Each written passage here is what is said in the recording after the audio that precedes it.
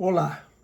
A guerra que o ditador russo chama de Operação Militar Especial, porque pensava que ganharia em 24 horas, alguns dias, semanas ou poucos meses, completou 4 anos, no dia 24, com um impasse no campo de batalha e na mesa de negociações. Se a gente levar em conta que a guerra começou mesmo em fevereiro de 2014, com a anexação da Península da Crimeia, já são 12 anos. É a pior guerra na Europa desde a Segunda Guerra Mundial e a mais longa no continente desde a Guerra dos 30 Anos, que acabou em 1648.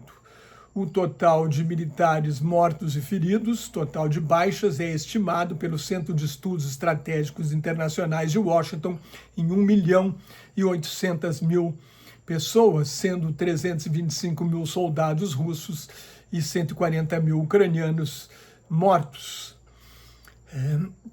Depois da anexação ilegal da Crimeia, em março de 2014, no início de abril daquele ano, Putin fomentou uma revolta de russos étnicos nas províncias de Donetsk e Lugansk, na bacia do Rio Don, no leste da Ucrânia. Putin reconheceu a independência de Donetsk e Lugansk nos 2 pronunciamentos em que anunciou a guerra.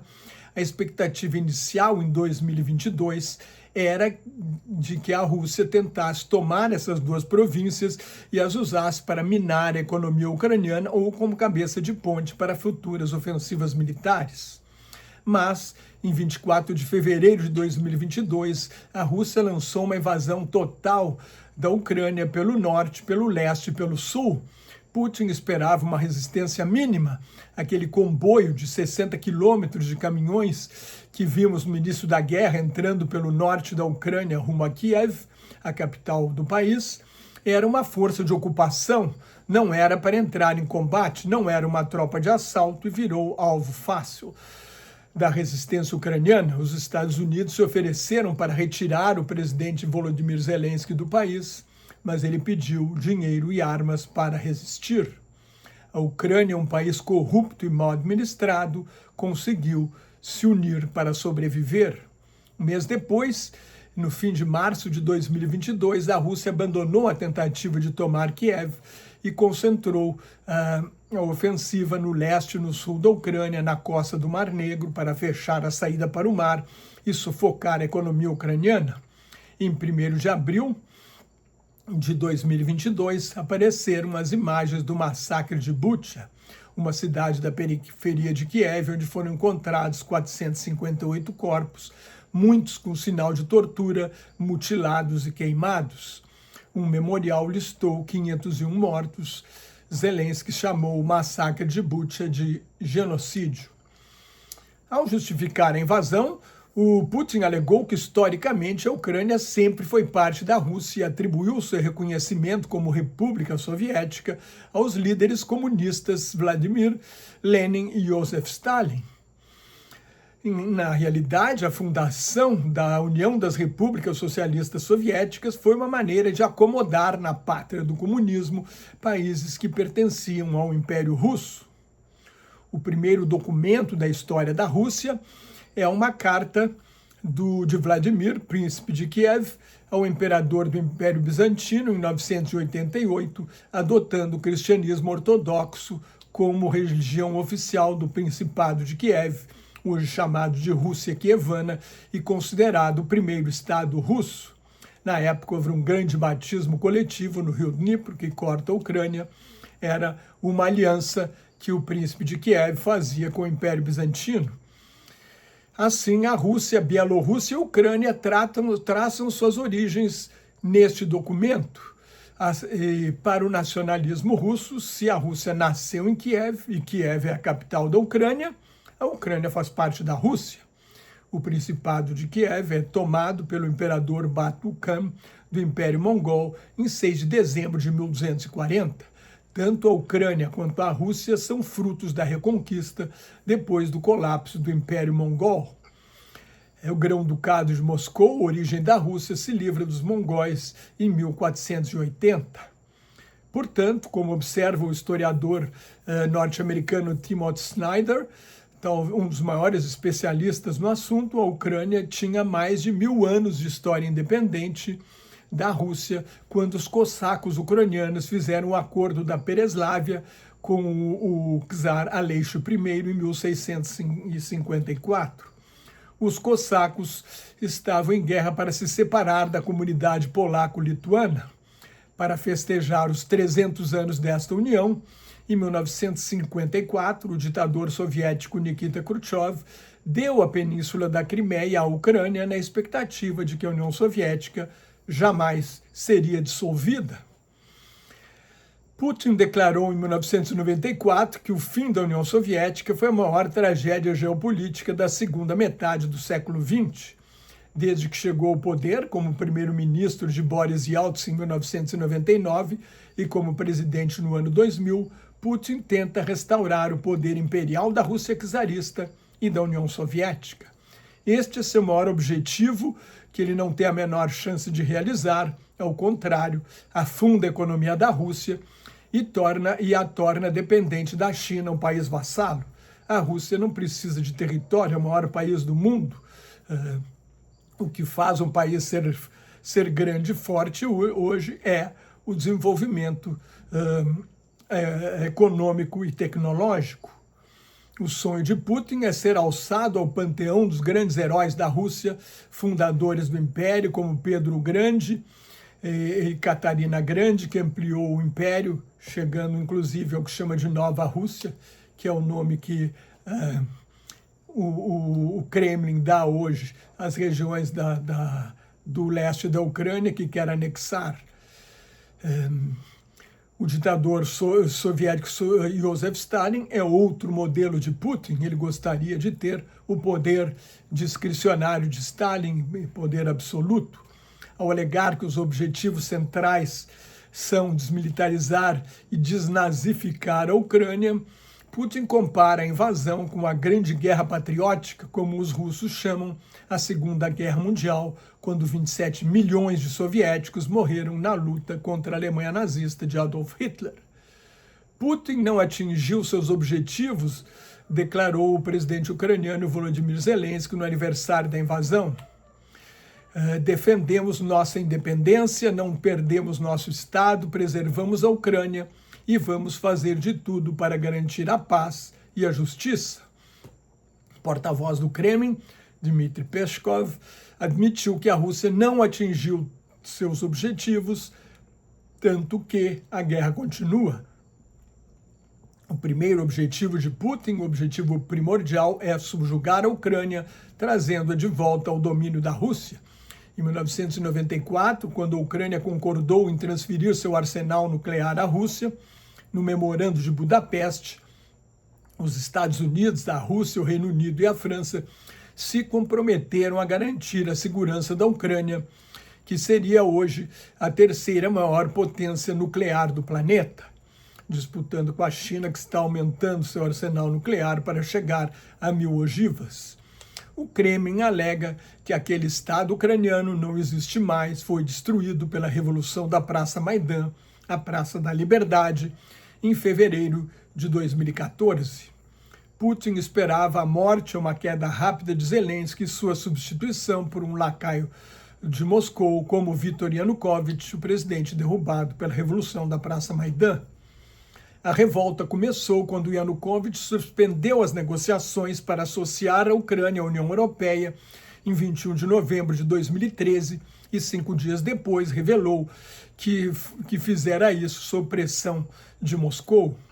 Então, outro objetivo de Putin era impedir que a Ucrânia entrasse para a União Europeia. O que Putin não aceita é uma Ucrânia livre, democrática, próspera e europeia, como são povos irmãos, russos e ucranianos, com uma longa história comum, seria um exemplo do que pode ser a Rússia sem Putin. A União Europeia já concordou em iniciar negociações para a adesão da Ucrânia, mas há muitas coisas problemas que a Ucrânia precisa resolver, como, por exemplo, a corrupção na máquina do Estado.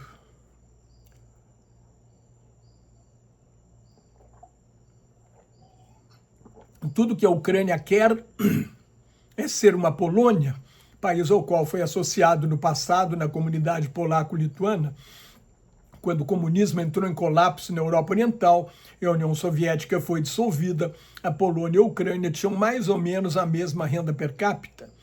Os poloneses eram mais pobres, na renda média, eram mais pobres do que os jamaicanos. Agora, dentro de alguns anos, serão mais ricos do que os japoneses.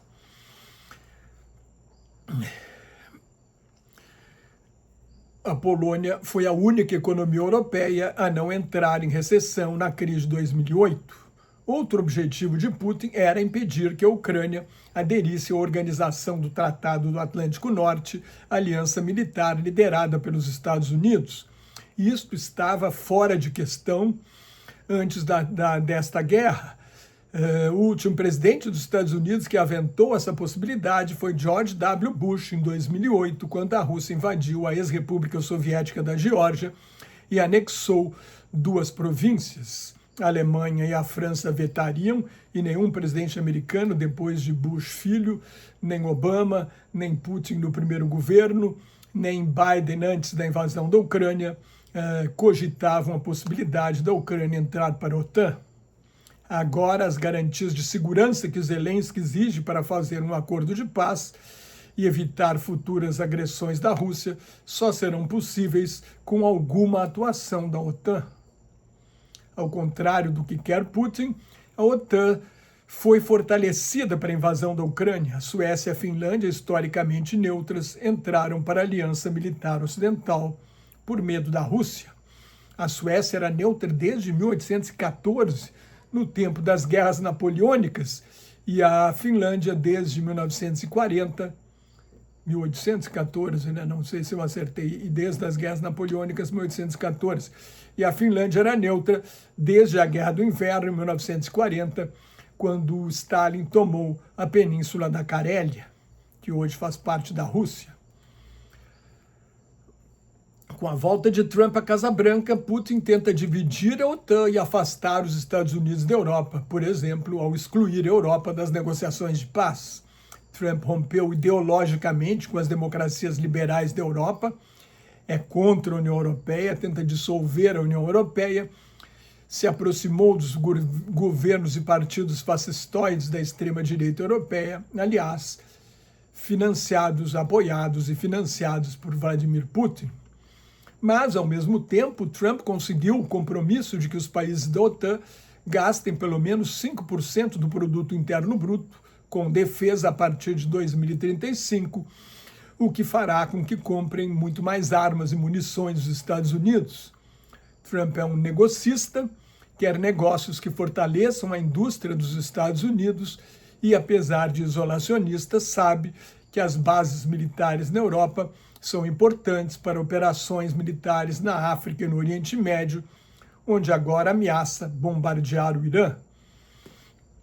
Já o ultranacionalismo russo vê o país como destinado a dominar a Eurásia. Isso exige a retirada das forças dos Estados Unidos da Europa. Diante da hostilidade de Trump, diante da hostilidade de Trump e da ameaça de Putin, a Europa começa a se rearmar e está gastando 50% a mais com defesa. A remilitarização da Alemanha é uma das consequências da invasão da Ucrânia. O primeiro-ministro alemão, Friedrich Merz, conversa com a França e o Reino Unido para que essas duas potências nucleares assumam o compromisso de defender todo o continente no caso de um ataque russo. Por enquanto, a proteção dos Estados Unidos é essencial. O apoio dos Estados Unidos e a liderança de Joe Biden foram fundamentais para que a Ucrânia pudesse resistir a 4 anos de guerra, mas o apoio do Ocidente sempre foi receoso, temeroso da reação e da chantagem nuclear da Rússia. A Alemanha, por exemplo, só queria dar armas defensivas à Ucrânia. Os Estados Unidos relutaram em oferecer aviões de guerra de última geração a Kiev. Acabaram concordando que a Polônia fornecesse caças bombardeiros F-16, que não são os mais modernos, os mais modernos são os F-35. De qualquer forma, esses aviões de combate de hoje são tão sofisticados tecnologicamente que os pilotos norte-americanos fazem 4 anos de treinamento os ucranianos tiveram de ser treinados às pressas pelos poloneses.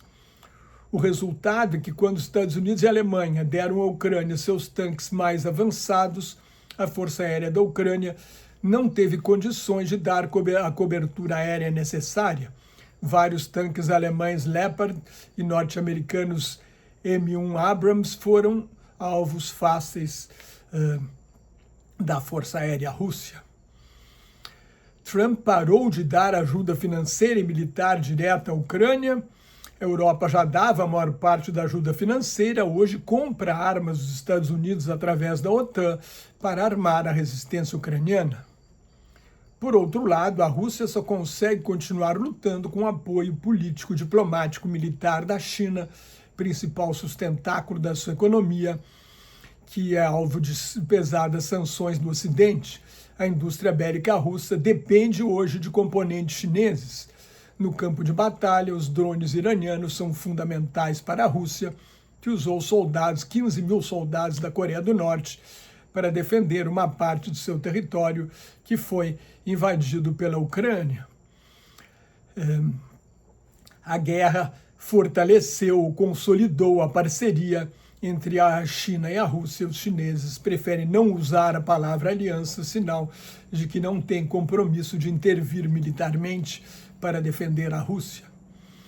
A invasão da Ucrânia também causou uma revolução tecnológica na guerra. O campo de batalha tem agora linhas de frente indefinidas, difusas, com uma zona cinzenta de até centenas de quilômetros de largura, onde civis e militares são alvo. Os saques, a tortura e a execução sumária de prisioneiros e os massacres genocidas voltaram como não se via desde os anos 1940, no conflito entre Hitler e Stalin. A internet hoje é um campo de batalha virtual e não só de propaganda. Hackers, piratas cibernéticos do mundo inteiro decidiram ajudar a Ucrânia a atacar as operações cibernéticas da Rússia. Jovens empreendedores da geração Z levantaram dinheiro em vaquinhas na rede mundial de computadores para a compra de caminhões, quadriciclos, ambulâncias, uniformes de combate, terminais de computador e telefones de satélite. Também houve a intervenção de agentes privados como Elon Musk, o homem mais rico do mundo, ofereceu serviços de comunicação via satélite da sua empresa Starlink, inicialmente à Ucrânia, recentemente também à Rússia. Esses recursos tecnológicos permitem que homens e mulheres de 50 anos ou mais e veteranos feridos em combate, incapazes de voltar às frentes de luta, atuem na retaguarda em assistência médica, comunicações, como franco-atiradores ou até mesmo operadores de drones. Os drones se tornaram uma arma fundamental na guerra moderna, permitiram à Ucrânia.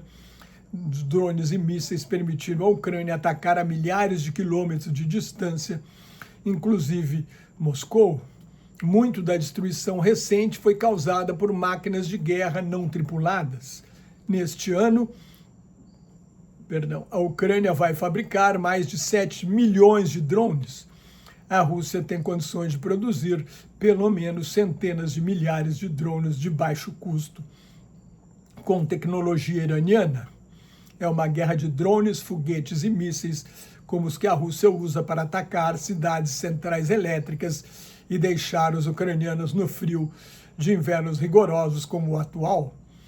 O último míssil ucraniano, o Flamingo, orgulho do presidente Zelensky, consegue levar uma carga explosiva de mais de 1 tonelada a mais de 1.600 quilômetros de distância. Esta revolução tecnológica levou a um certo equilíbrio no campo de batalha. No ano passado, a Rússia só conseguiu ocupar mais 1% do território ucraniano, ocupa hoje cerca de 20%.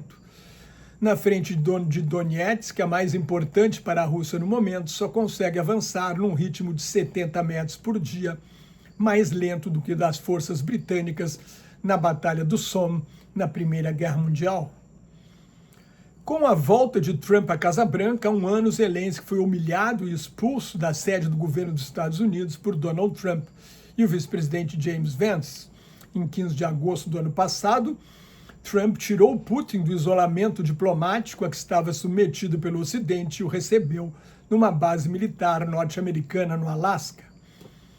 Trump acalenta o sonho de ganhar o Prêmio Nobel da Paz que o presidente Obama ganhou. Então, organiza as negociações de paz, mas só pressiona o lado mais fraco, a Ucrânia. Insiste para que Zelensky faça concessões territoriais, o que nenhum presidente pode fazer, ceder 20% do seu território ou mais. A questão é simples. Se a Ucrânia parar de lutar, será anexada pela Rússia. Se a Rússia parar de lutar, a guerra acaba. Para acabar com a guerra, é preciso deter o agressor.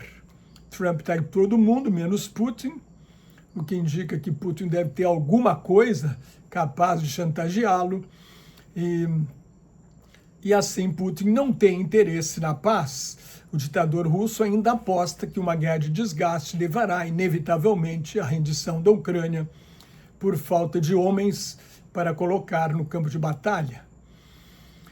Putin quer o controle total das províncias sobre as províncias de Donetsk, Lugansk, Zaporizhia e Kherson, que não domina totalmente, o que abriria caminho para uma futura ofensiva rumo a Kiev para controlar toda a Ucrânia.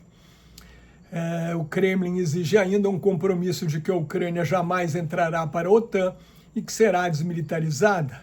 Putin não aceita a presença de forças europeias para garantir a segurança da Ucrânia, que era um país frágil e desmilitarizado que possa conquistar numa futura guerra. Não faz qualquer concessão. Zelensky, por sua vez, exige garantias de segurança que só a OTAN pode oferecer como pré-condição para negociar. Quer acesso rápido à União Europeia e não se mostra disposto a fazer concessões territoriais. Ao liderar a resistência, conquistou enorme popularidade, abalada por escândalos de corrupção de assessores próximos, mas ainda tem legitimidade. O mandato de Zelensky acabou em 2024, mas a Constituição da Ucrânia não permite realizar eleições durante uma guerra. Seria um presente para as maquinações de Putin, que hoje alega que Zelensky perdeu a legitimidade democrática e não representa mais a Ucrânia. Por tudo isso, as negociações não avançam e Putin acredita que o tempo joga a seu favor. O ex-primeiro-ministro britânico Boris Johnson alertou que Trump precisa pressionar Putin se quiser realmente o fim da guerra. O negociador de Trump, o bilionário Steve Witkoff, que não tem experiência diplomática, declarou que as questões territoriais podem ser resolvidas em negociações diretas entre Putin e Zelensky, o que não faz o menor sentido, porque Zelensky não quer ceder territórios e Putin não faz nenhuma concessão. Trump parece mais interessado em acabar com a guerra para bancar o pacificador, levantar as sanções e fazer grandes negócios com a Rússia, para seduzir o presidente dos Estados Unidos. De acordo com a revista The Economist, a Rússia teria proposto ao Senado com a possibilidade de negócios de 12 trilhões de dólares. No mês passado, Vladimir Solovyov, um dos grandes propagandistas do Kremlin na televisão russa, defendeu a realização de mais operações militares especiais no Cáucaso e na Ásia Central, em as repúblicas soviéticas como a Armênia, a Geórgia, Azerbaijão e o Cazaquistão. E Alexander Dugin, o ideólogo do ultranacionalismo russo, reafirmou que nenhuma república soviética deve ter soberania e que Putin não tem escolha a não ser recriar o Império Russo. Isto incluiria retomar as repúblicas bálticas, Estônia, Letônia e Lituânia, que hoje fazem parte da OTAN, com o risco de deflagrar uma guerra nuclear. A invasão da Ucrânia e o fim do último dos acordos nucleares que acabaram com a Guerra Fria criaram um mundo mais incerto e perigoso. Os gastos militares subiram 9,4% em 2024, para um recorde de 2 trilhões 720 bilhões de dólares. Para acabar com a guerra, conquistar a paz, é preciso conter o agressor. Mas o pesadelo vai continuar na Ucrânia e na Europa de modo geral, enquanto Putin estiver no poder. Se você gostou, assine meu canal no YouTube, leia o meu blog Globalização em Crise, me siga no Instagram, no Substack, no Threads, no LinkedIn e no Facebook, onde colaboro com o grupo Quarentena News. Como hoje ficou muito grande, não vou fazer sugestões de livros. Até mais. Tchau.